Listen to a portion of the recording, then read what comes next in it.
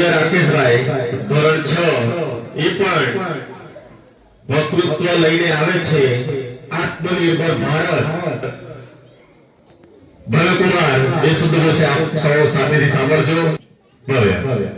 આદરણીય મુખ્ય અતિથિ વિશેષ આચાર્ય શ્રી શિક્ષણ અને તેમજ મારા વહાલા દેશબાંધવો, સૌપ્રથમ આપ સૌને 77મા ગણતંત્ર દિવસની ખૂબ ખૂબ શુભેચ્છાઓ।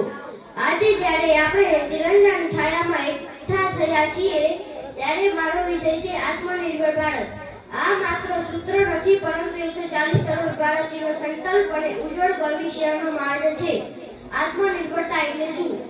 આત્મનિર્ભર ભારતનો અર્થ એ નથી કે દુનિયાથી અલગ થઈ જવું છે। તેનો અર્થ એ છે કે ભારત પોતાની જરૂરિયાતો માટે કોઈ પર નિર્ભર ન રહે અને દુનિયાના વિકાસ માટે પોતાનું સર્વોત્તમ યોગદાન આપે।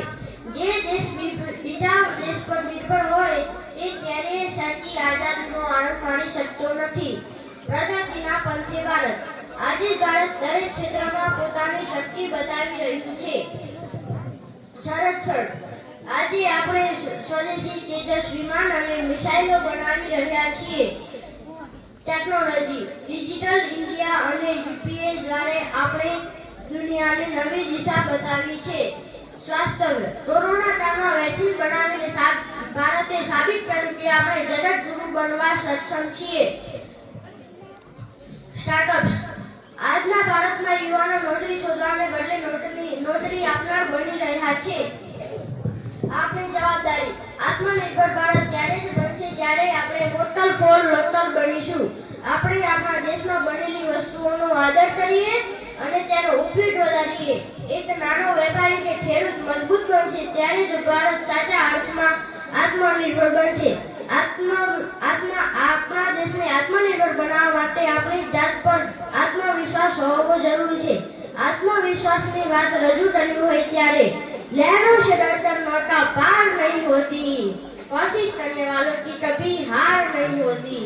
नन्ही चिड़ी जब दाना लेकर चढ़ती है, चढ़ती दीवारों पर 100 बार फिसलती है। गिरकर चढ़ना, चढ़कर गिरना, रगों में साहस बढ़ता है। आखिर उसकी मेहनत बेकार नहीं होती, कोशिश करने वालों की कभी हार नहीं होती। मैंने अभी आपको हरिवंश बच्चन राय की कहानी सुनाई। मन के जीते जीत है, मन के हारे हार, हार गए जो दिल लड़े उन पे है धिक्कार, उन पे है धिक्कार जो देखे ना सपना, सपनों का अधिकार असल अधिकार है अपना। तू भोर का पहला तारा है, परिवर्तन का एक नारा है। ये अंधकार सिर्फ एक पल का है, बाकी सब कुछ तुम्हारा है।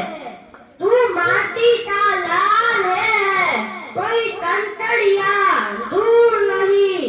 तू समा बदल के रख देगा, तू इतिहास लिख देगा, भूल नहीं। अस्तु जय हिंद।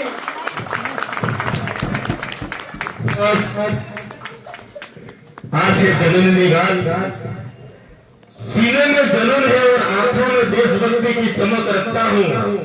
दुश्मन की सांस थम जाए ऐसी धमक रखता हूँ। खूब સરસ। ભરતકુમારને હવે શિક્ષણની થોડીક વાત કરી લઈએ।